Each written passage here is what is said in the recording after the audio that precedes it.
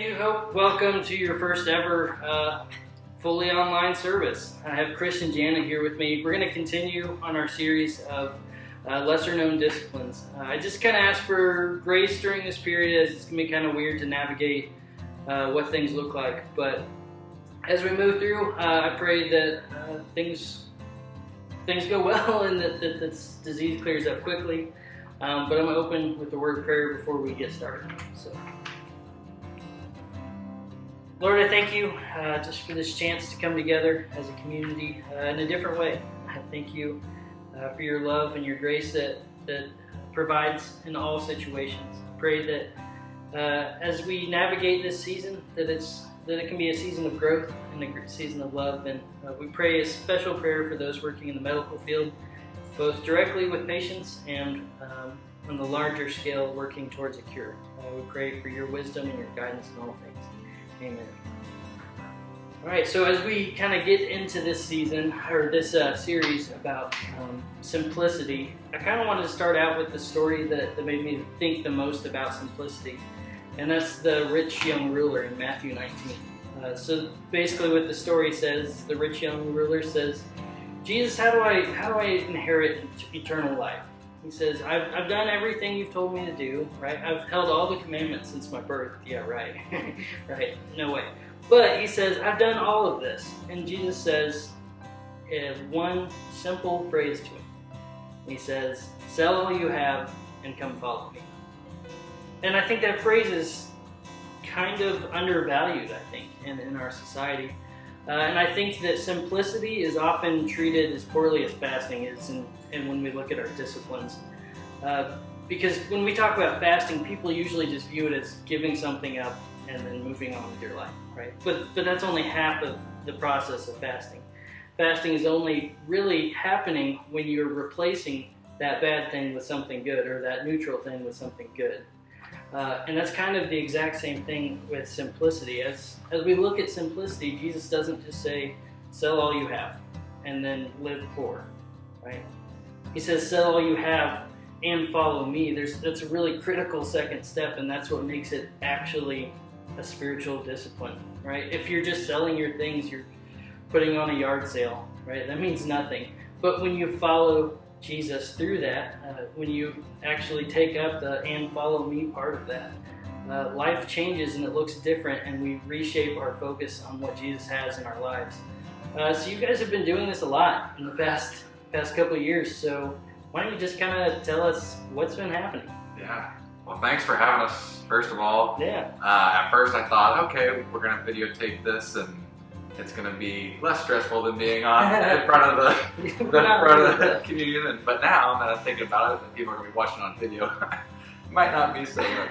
But yeah, thanks letting us share a little bit about our journey, which is not over by any means.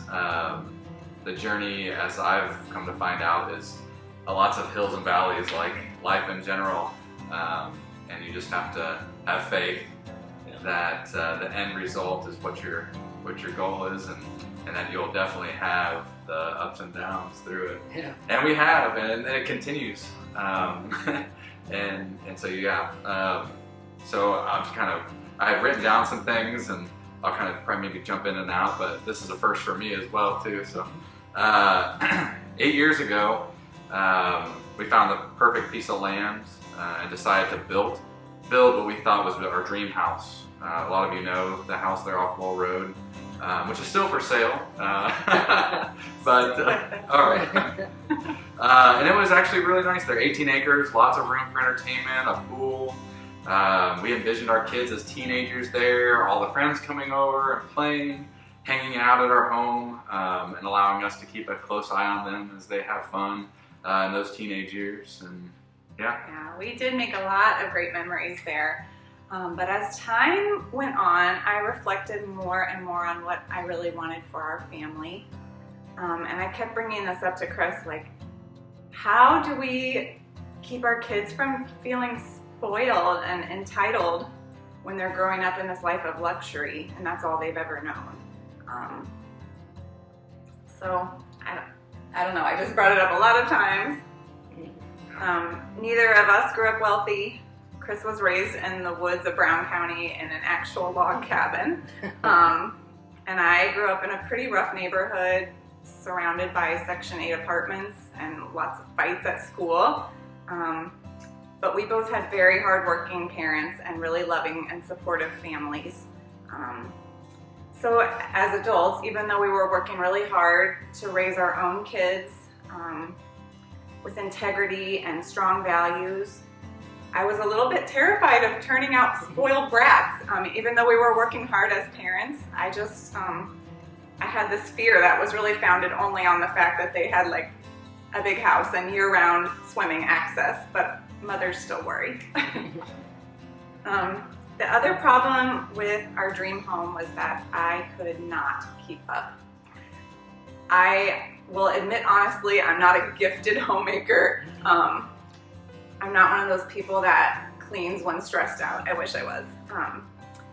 But we had 3 kids in 3.5 years, and the time after that was really crazy for me. I could not keep up with the dishes, laundry, toddler messes, the general needs of really young, independent kids. And a husband and a wife. But on top of all those things, we also had very generous and well-meaning families who were regularly gifting us family heirlooms, home decor, hand-me-downs, or new clothes for our kids, and like a lot of clothes, like enough clothes to clothe 3 times the number of kids we had. It was insane. I could never keep the house tidy. The laundry was never caught up. My to-do list was perpetually growing. And I felt like a failure a lot of times as a wife and as a mother and as a homemaker. I would tell Chris so often that I felt like I was drowning in things and in tasks to manage those things. I felt resentful too often. My life felt like an endless cycle of the same tasks, and maybe you can relate if you've ever been a stay-at-home parent. I was cleaning, cooking, laundering, buckling seatbelts, drying tears all day long.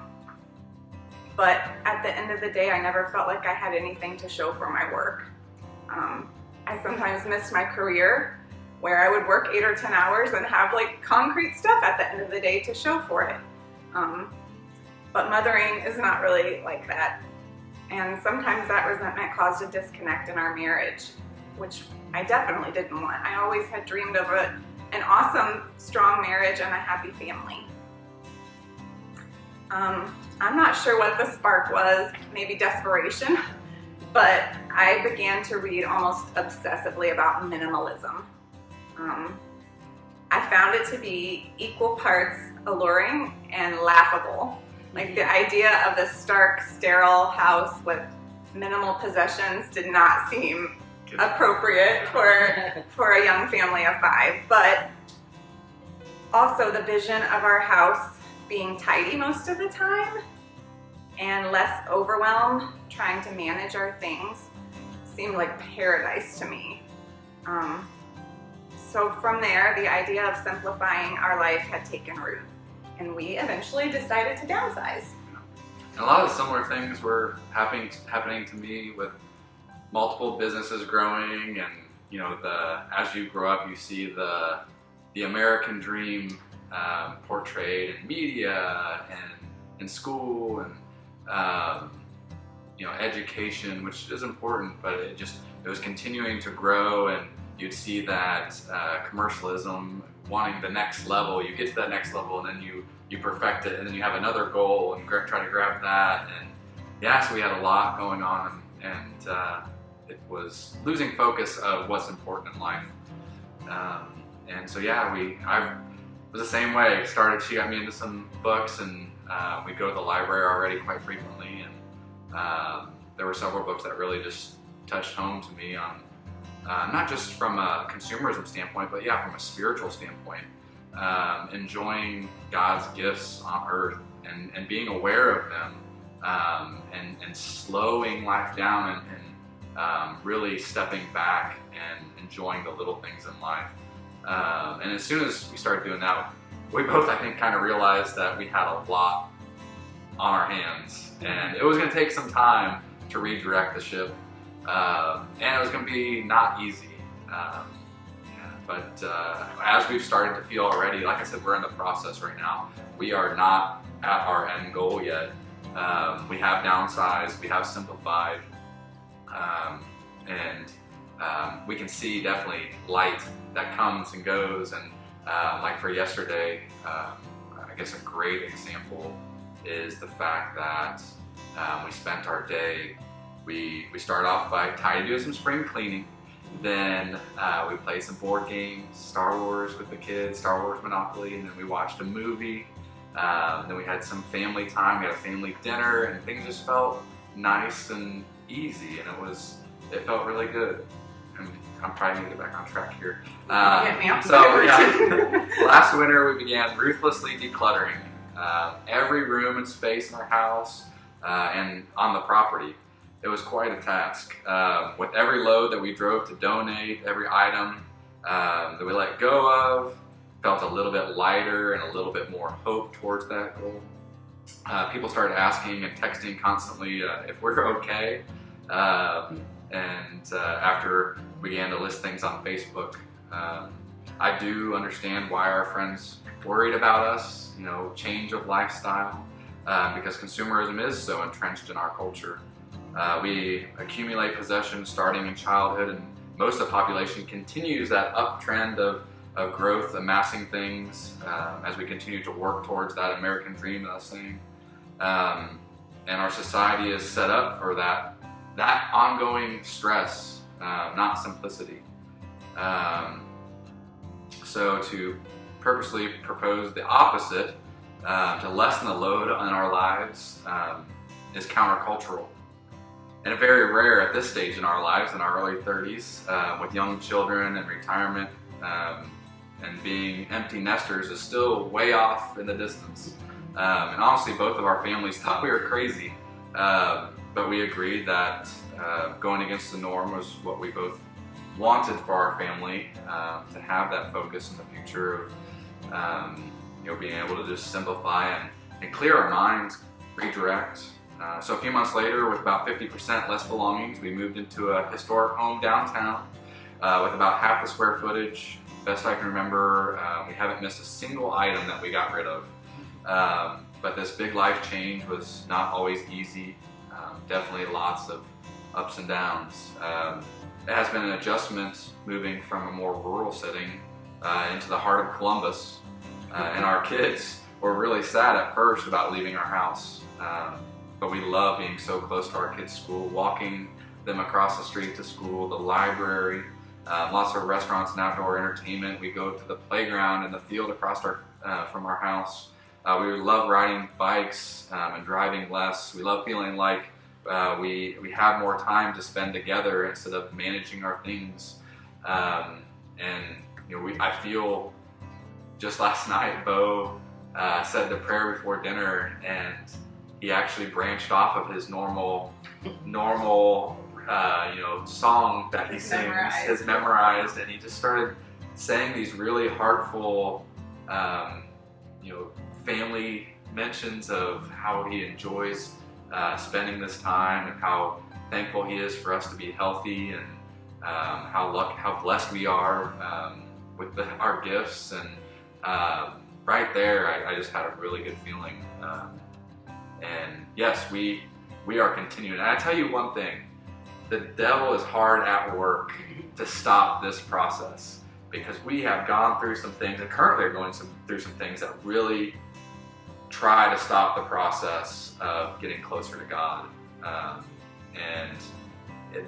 There's no other explanation than the devil is hard at work. And when you have an end goal that I feel like has the potential to make some big differences in other people's lives too, there are going to be barriers big time, and we've already been feeling those, but pushing through. Yeah, like Chris mentioned, we're by no means at the end destination of our journey towards simplifying. We still feel like it's a work in progress for sure. 3 examples I wrote down just that we've had as challenges. Number 1, junk tends to creep back in, especially when you have kids. Like, every day stuff coming home from school or birthday party favors or like rocks sitting on my countertops, like just so much stuff all the time. So I it's feel like I get more stuff in my house, and I'm the only one that lives there. So right? It's all the time. That is an endless effort to keep the clutter at bay and try to keep things simple so that our focus can stay on the right thing. Secondly, like many in my generation and probably a lot of generations, I really feel a challenge in trying to balance smartphones, social media, like to keep the good part of things. There are so many conveniences that we have right at our fingertips now, but to not let too much time there take over and we miss things in real life. We don't want to do that. So maybe you have that struggle too, like where's the balance? How much is too much to share on social media? How much is too much time with my face in a screen? It's just a complicated thing. And a third challenge we've really found in simplifying is that our schedule as a family doesn't usually feel simple. I mean, we have 3 kids, we are both working. All young kids. Yeah, we are both working. We have a lot of extracurricular things we're running kids around to.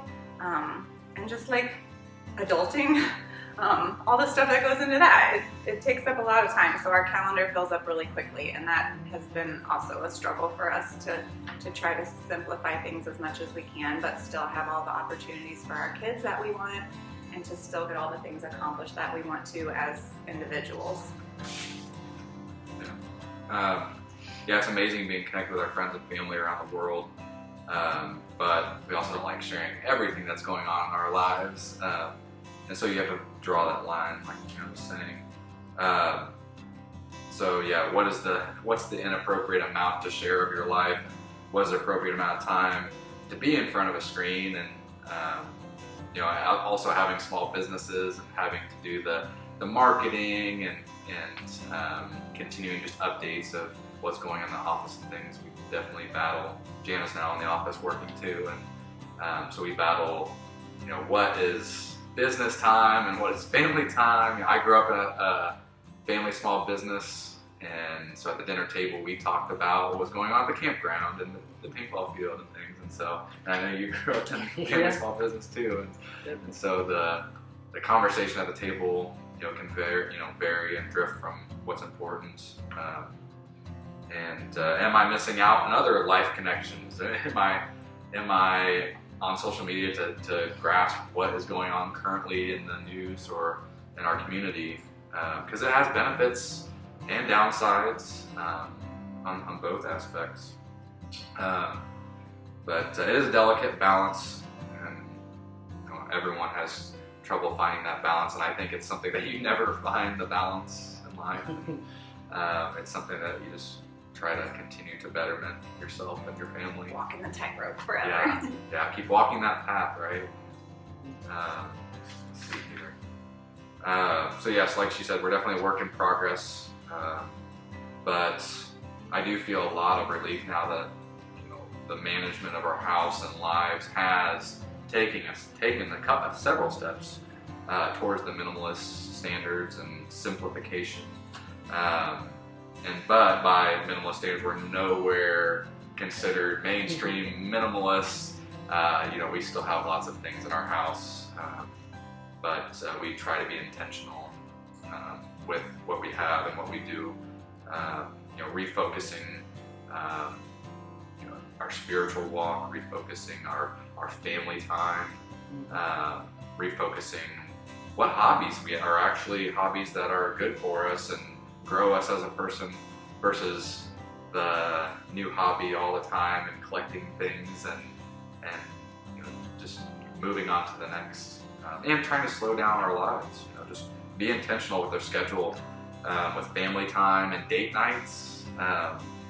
So we intentionally curate our possessions to a manageable amount. We have a more simple vision for our future, and it doesn't include multiple cars, more clothes than we ever need, an entire room full of toys, a life so full any aspect that is dragging us down at one point. we, like I said, we intentionally are scheduling family time and date nights, which are very important. Communication time with the family, and our church and friends and family, and that's what I'm battling really right now. Is one thing is more time with our church family, yeah, it's a journey. It's a journey. It's a journey, and finding solutions for that is our goal. But I want to feel light. I want to feel happy. I want to feel like I'm walking really tightly with God on a path. And like I said earlier, that the devil tries to keep grabbing your hand too with that path, and you just kind of keep pushing it away. And sometimes you hold on, and you're just not doing the right thing, but you still are walking in that journey, and let go of the hand every once in a while. Try to stay with God on that path. But I feel like God has a purpose for us as a family, and right now they're just ideas in our head, but hopefully they can come to fruition and go along with our mindset of giving back and being part of our community. I just wanted to close with a few scriptures that have really resonated with me in our journey to live more simply. So for Matthew 6:19 through 21, do not store up for yourselves treasures on earth where moths and vermin destroy and where thieves break in and steal, but store up for yourselves treasures in heaven where moths and vermin do not destroy and where thieves do not break in and steal. For where your treasure is, there your heart is also. I love that reminder so much. A second one I really liked, Ecclesiastes chapter 4 verse 6 says, better one handful with tranquility than two handfuls with toil and chasing after the wind. And that was I felt that one in my heart when I read that. That was exactly our old life. Too many handfuls of everything. Paring it down. And John 10:10 tells us that God calls us to abundant life. And for us, less was the way to find more abundant life with the people and the community that we love. Getting rid of distractions and the excess that was weighing us down has allowed us to focus on what we really value. Giving of our time and talents when we're able. Cultivating rhythms in our life to decrease our stress so that we're able to focus on what matters, and really pouring into our relationships here on earth and with our Heavenly Father. Awesome. Yeah, thank you guys. Thank you. So simplicity is weird because the more that I hear people talk about it, the more I experience it in my own life. It's actually considerably more difficult to be simplistic in life than it is to live in abundance, which is really strange. But before we fully close it out, I just want to ask a couple quick questions. The first one is just what new opportunities have been presented since you've moved here, since you've simplified things? I see. Well, one of them that I kind of had the idea from the beginning of just becoming more of a community. And so when we first moved down here, we were staying in the apartment next door, and it wasn't quite, this area wasn't quite ready to live in. So we were all in a one bedroom, all five of us, and it was actually great. It was summertime. We were outside all the time, and we were riding our bikes around, and we went over to Lincoln Playground once, and there were a bunch of kids playing basketball over there. I started playing basketball with them, and they thought I was coming. I started walking up to them. They thought I was going to yell at them right away. Like, you could just tell they were used to just people yelling at us, "Get off here!" Right. So I went up, and Bo was with me, and I said, "Hey, you want to start playing basketball?" And they all joined in. And afterwards, I said, "Hey, what if we, next time?" It was towards the end of the summer, so we didn't have time. Right then, I said, "Hey, at the end of the summer, how about we get together and maybe have like a kickball tournament or something out there in the field, or how about we start like a basketball schedule?" And the kids were so excited, and I've always had a soft spot in my heart for kids and situations they're in, and that was just one way. Like, I felt like God had said, "Hey, you're gonna make some things happen down here with the kids, and it might just be one kid, but one kid can go and may take a different path that he or she might have not been on at that point." So that really, really, really touched me. that's a goal, definitely. Yeah, that's awesome. Well, like Chris said, I'm working at his office now, which I never really imagined that I would do. But our kids are at a good age for it, and I feel like we've simplified enough otherwise that I can be of help there. So like I said, like sharing my time and talents where I'm able, in whatever way that means, volunteering, which I do quite a bit, or working at the dental office. I love having her there, by the way.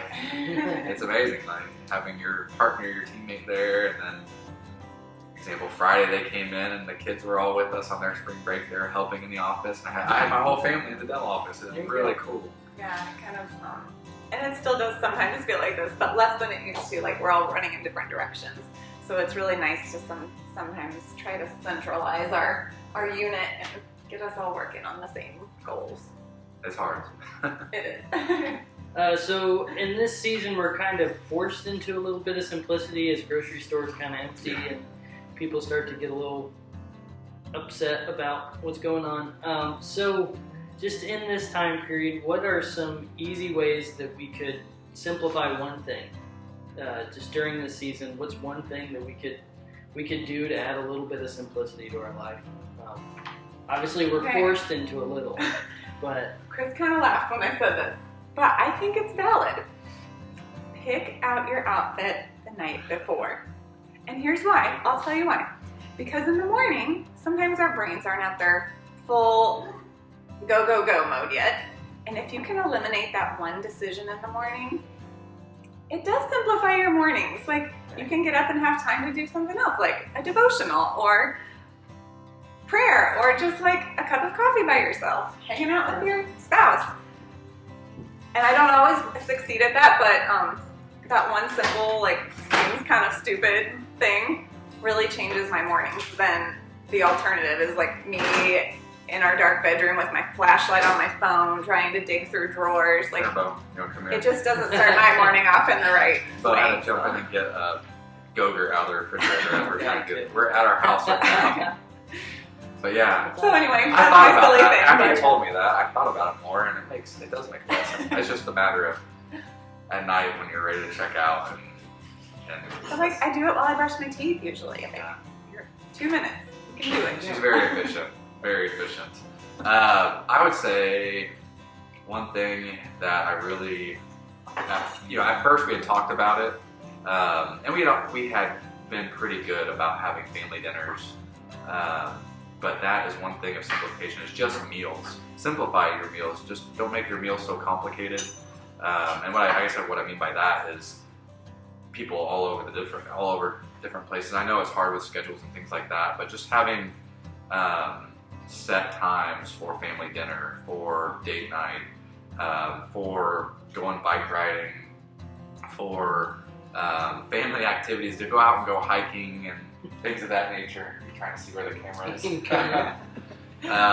And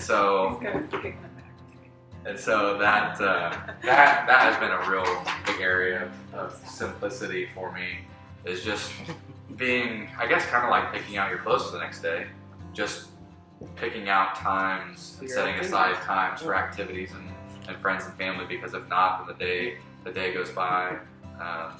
Yeah, that's awesome. All right, so I think that's all we really got.